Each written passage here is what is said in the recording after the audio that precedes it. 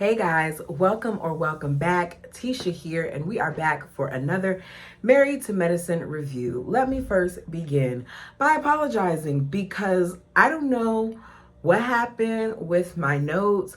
I normally write them on my phone and then I send it straight to my Mac and I'm good to go. But for some reason, it didn't work. So I'm looking at these little itty bitty notes from my email and I'm struggling, but just work with me, okay? So this is supposed to be a 10-year celebration along with a couples trip, but Jackie may not make it. We see the various couples arrive. They joke about the coordination of colors between Tisha and Eugene. The first thing that I noticed was that as well, which is what some couples do, but to each his own. Kima asks Cecil if there are any paper plates, and Simone says, "What would you like, Kima? Would you like me to fix you a plate? Is there anything I can get for you? Because men come first in this house." So she's starting already. Kima is being a good sport of it, but the amount of times that it's done in the episode is really annoying to me. You all do not agree with the way that things are ran in his household. It doesn't matter. It's his household. There's things that some of the viewers that even he may seem that are done in their households that he doesn't agree with. It doesn't mean y'all have to keep harping on it. He says you wanting to get a plate is like music to his ears. And Tisha says, "Are you saying Alicia can learn a thing or two from Simone?" And he says, "She's already trained up. She's right." And of course, everybody has something to say about this. I need them to pick a new topic when it comes to this couple. Simone wants to know where everybody else is because she's still waiting on Phaedra and Heavenly and Damon and Curtis and Jackie. So she starts off by, saying that she's going to call someone. Toya says they're dead late because they require the most makeup. It would have been funny, even though the cast laughed, if when Toya was saying this, she wasn't wearing makeup of her own, or there haven't been times with her confessional look that Toya has looked very heavily made up to me.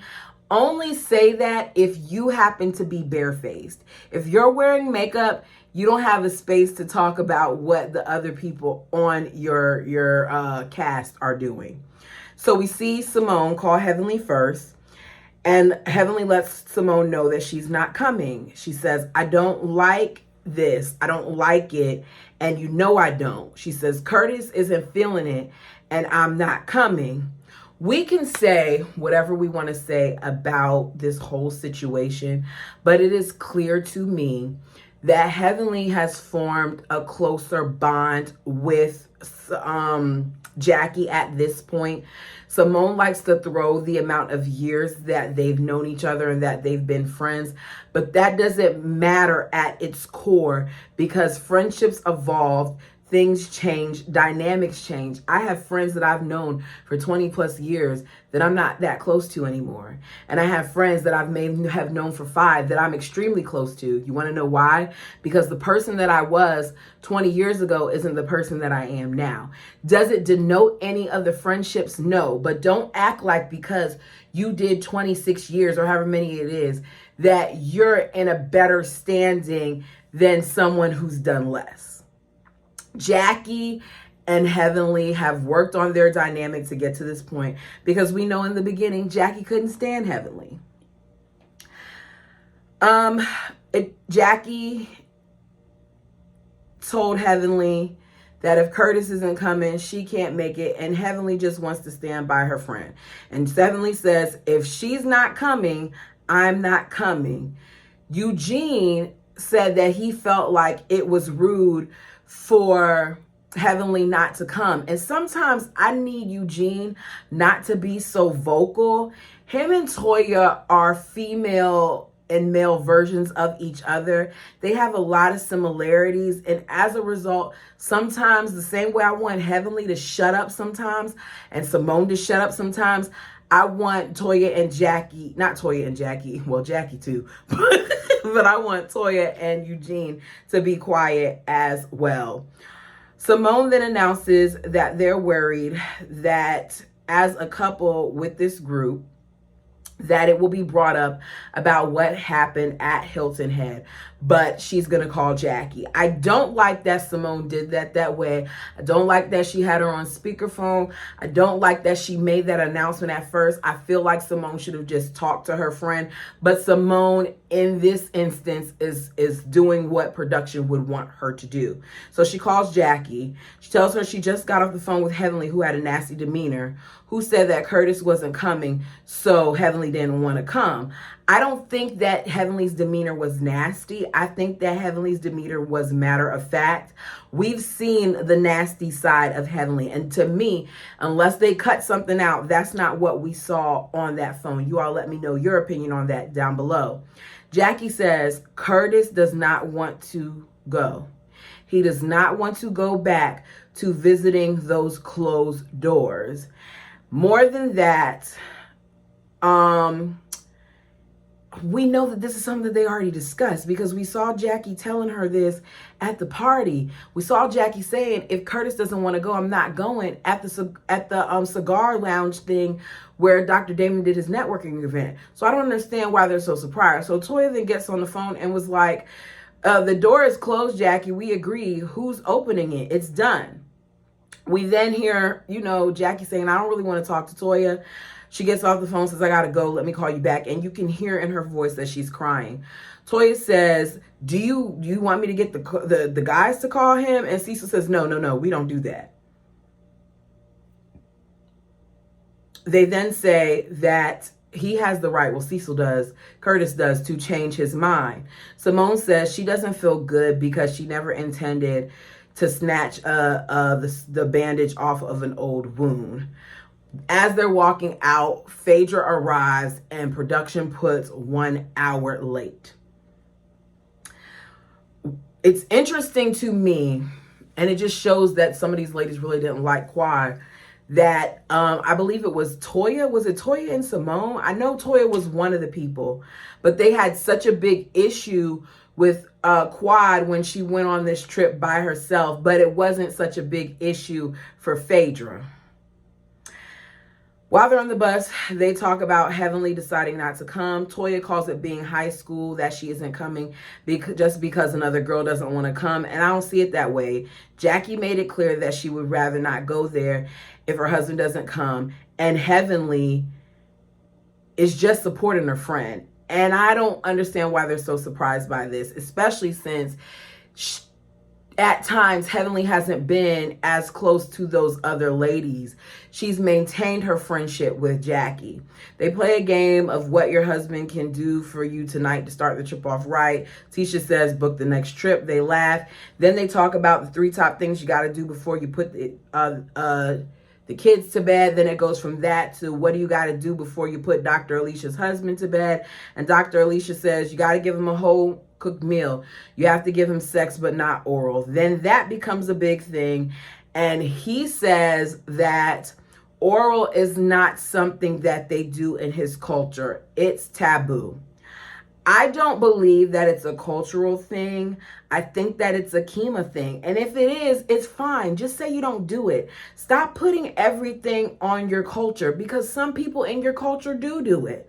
Just like you have some people in the US who do it and some people who don't. It's a preference thing. And you shouldn't make people feel a way if they don't decide to do the things that you decide to do. Phaedra says, well, the African that I had did it. And they laugh. He says if it's something that his wife wants more of, then he'll consider it. And in confessional, she says that she does. We see them arrive at the house with the pool in the front. I'm telling you all now, I'm going to leave out parts of this, but if there's something that I failed to mention that you want to talk about, put it down below, because there was a lot of back and forth and I would have been writing notes for days. They arrive to the house that has a pool in the front of it and a private chef in the kitchen with food and cocktails. We see the men helping Phaedra with her luggage up the stairs, and Phaedra says, I love the traditional gender roles. This then becomes something that Dr. Alicia comes back down and says, let me throw my husband under the bus again and talk about this gender stuff by saying, my husband told me I need to go to Phaedra University, so teach me how to respond to him. And they joke around about it, but I need Dr. Alicia to understand everything that she says and does will be used against her in this court of people, because that's what they do. So, you hear them talking about how strong they are, and Dr. Alicia says that my husband may think he's leading, but I'm the neck, and you need the neck to turn the head. We get it. Toya says that to her, she's like a man. She's a boy that gives off BD energy. And Eugene is like, she don't give off no D energy. And we see them head outside to eat. As they're setting up to eat, Curtis, Jackie, Heavenly, and Damon walk up. Cecil says, I knew they were coming. Eugene wants to just make sure that they didn't fly there since they had to have that long bus ride. I was looking at the bus and I was like, how was Curtis supposed to fit in this bus? Because the spaces in that bus seem tight. And do you not see how tall Curtis is? It just seemed like it'd be a little off to me. Curtis said that ultimately they decided to come because he could not make the trip just about him. And Jackie says, with this in mind, they're both hoping for the best. Heavenly, as they're sitting at the table, wants to know what they missed. Toya says, well, you missed us talking about you like a dog. I wish Toya didn't say that, because Toya started the ball rolling, but this is what Toya does. She says, because we feel like you weren't being a good friend to us. She's been closer to Jackie for years. Why wouldn't she be there for Jackie? Heavenly says, I was being a good friend to my friend who needed me. I made it clear to Simone, if Jackie didn't come, I wasn't coming, because I thought it was effed up to have this trip here. Toya says, well, I'm glad everyone arrived, but she wishes that they all could have came together as a group. Toya is doing the exact thing that Jackie thought Toya might do, which is creating a problem here. You're having this talk like these two people aren't currently here. They just arrived. Now, how long they've been there at this point, we don't know, but it's clear it's the same day. So why is this even a discussion? Toya says that what Heavenly did kind of left a bad taste in the rest of the group's mouth. And I just don't understand why Toya feels the need to be the spokesperson for the group. Speak for yourself.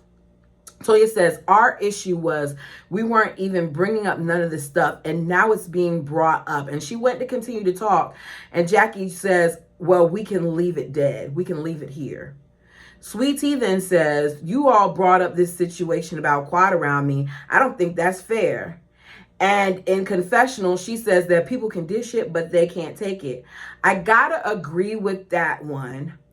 But I do feel like Sweet Tea's dynamic is different, because this was Quad's show that you came on. Quad was up here with her husband, who you're now married to. She's gonna come up.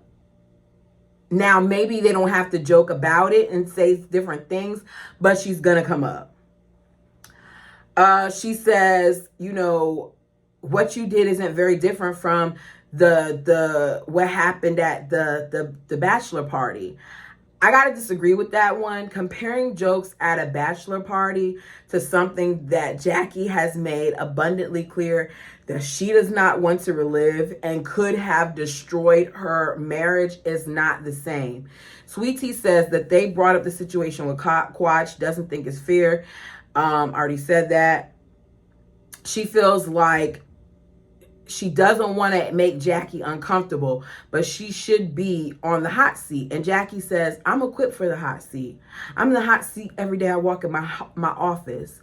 I'm in the hot seat every day I see patients. I'm in the hot seat every day I go into the OR. You hear Phaedra saying, preach, sis, preach on. And that's what it felt like. It felt like a preacher moment. She continues, I'm in the hot seat every time I see a woman diagnosed with breast cancer. I'm in the hot seat every time I help a woman get a baby that I could not have. I'm always in the hot seat, so bring it.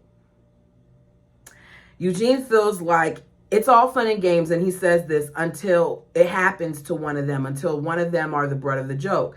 Curtis says, this at this point isn't about dirty laundry. It's about coming out here to have a good time with our friends. If it's not going to be that, then we don't have to be a part of it. I'm just going to add this because I went back and rewatched some of season 5 already. I'm halfway through. And they spent all of season 5 with Jackie in the hot seat. So honestly, I don't understand what Sweetie, who is just getting here in this season 10, who's been here for 11 episodes, I don't feel like what she's saying is relevant in the hot seat portion of it, because Jackie has experienced it. They've all experienced it at some time during being on the show. And if she had such a big problem with what Jackie said, she should have addressed it with Jackie along with the other ladies at the time that it happened. Don't allow it to build up and then wait for an opportune moment for you to just throw it at her. Because the same way that you addressed your problem with Heavenly, you should have addressed it with her as well. But that's not what happened. You then have Simone going off about how Heavenly made it seem like she did this trip intentionally, and that's not how she is, and whatever. But she didn't say her name, even though we all knew that it was Heavenly that she was talking about. Heavenly said, I never said that Simone did it on purpose. What I said was that it was a problem. You then have Simone saying, nobody's talking to you. I don't give a F about you. I feel like the bottom line here is Simone does not like the fact that Heavenly is close to Jackie. Then you have Heavenly screaming, you're one hating B. Meanwhile, neighbors, Caucasian neighbors, are recording these fools who are outside in this community that's not accustomed to all of this commotion, yelling and fussing. Like you see them recording with the light shining. They're not even trying to hide the fact that they're recording. Dr. I can't remember his name. Alicia's husband says, y'all got a lot going on. Hopefully you all can settle it inside and have a calm discussion. That's what he says to Simone as everybody's going inside. I'm telling you like this, when it comes to Heavenly and Simone, all that arguing back and forth, it's a bunch of talk. They're just two people with extremely big mouths that bump heads a lot because neither of them know when to shut up, and they're a lot alike. Jackie touches Heavenly and tells her that she's putting good energy onto her, kind of like the Reiki. Phaedra feels like Jackie has Heavenly doing what she wants her to do, what Jackie doesn't want to do, which is jump on Simone. And I do feel like that's accurate. I feel like Jackie isn't as innocent as Jackie tries to appear, and that at times Jackie does take pleasure in how Heavenly comes at Simone. Eugene says, Curtis, I have a question. If it's not the place as to why you didn't come here, is it the people? Are you saying that we're not trustworthy? And I feel like it's a combination of both. Jackie says, if everyone would stop being selfish, then you would understand that this isn't about you guys. You don't know what it took for us as a couple to basically be here. Curtis says, it's a choice that we could either make this a good thing, a good trip together, or not. You then have Sweetie, after the situation seemed to be de-escalating, to continue to want to talk about her situation with someone who is currently not even being talked about. Dr. Alicia tells her, no tea, no tea. And Sweetie says, nobody gave a F about how I felt. I'm tired of it. I'm going to say what I want to say. She is the first person whose feelings weren't considered in this franchise, and she won't be the last. Jackie, according to Sweetie, made fun of the situation at this party, bachelorette party, saying that the lady in the hotel room was on her way to the bachelor party for the guys. It was a joke that she should have addressed the minute that she had a problem with it. What's interesting is Jackie made that joke, but what what Greg was doing was far worse in the strip club than that joke that Jackie made. She said, why, Jackie, should I empathize with you? Jackie said, you don't have to, baby. If it's going to make you feel better, get it out. I want to hear what you have to say. So she looks at Jackie and says, F you, B. And I was like, did they cut something out? Because I don't understand where that reaction came from. I get that she's upset. I get that she's frustrated. But her calling you baby, you could have called her an old lady like you always do in confessionals or something like that. It just seemed like it came out of left field. You all tell me in the comments what you think. This is my opinion. You're welcome to yours, but I want to know what you think. Heavenly says in confessional, she's okay with Phaedra effing her man, but she got a problem with Jackie joking.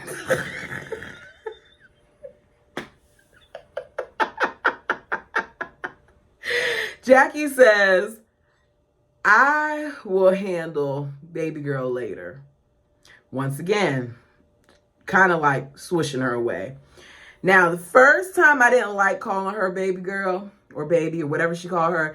But the second time after you called me a B and you said F me and all that other stuff, Jackie can call her whatever she wants. Because when you think about it, she said a lot of nasty things about them in the confessionals because she's always talking about their age, which she'll do later down below.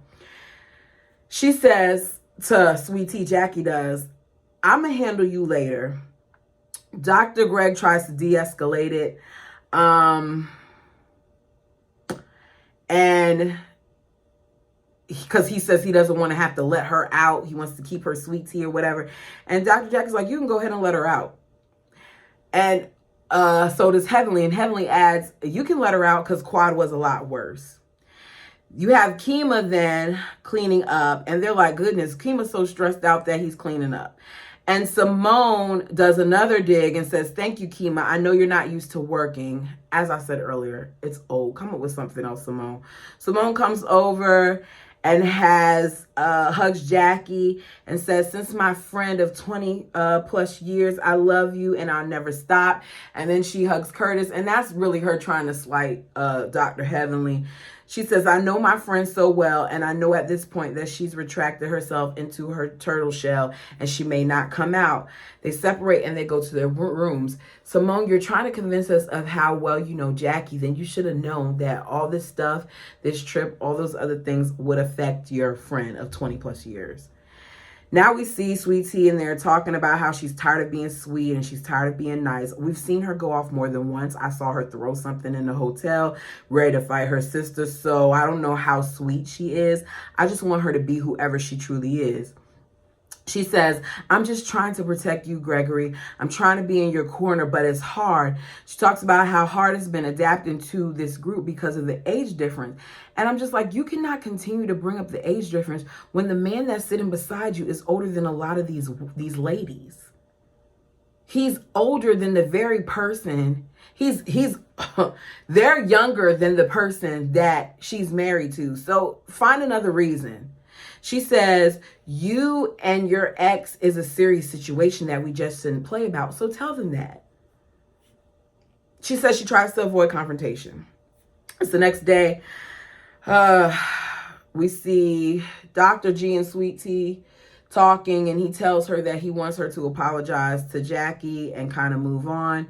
You see Eugene and Kima are in the kitchen, and he's not used to all the yelling. Neither am I. I don't talk like that with my friends. We're not going to yell back and forth. We may be loud laughing, but we're not going to be loud yelling back and forth. Eugene is making eggs. Kima is making rum punch. Toya and Dr. Lisa come down and they further discuss the argument. And they feel like, well, more so Eugene and Toya feel like Jackie shouldn't be calling her little baby and Tisha shouldn't have been calling her a B. As much as she referred to these people as being old in these confessionals, if she wants to call her little baby, she can call her little baby. We see Simone and Heavenly talk. Heavenly says, I'm sorry. I do not think that you did this maliciously. I just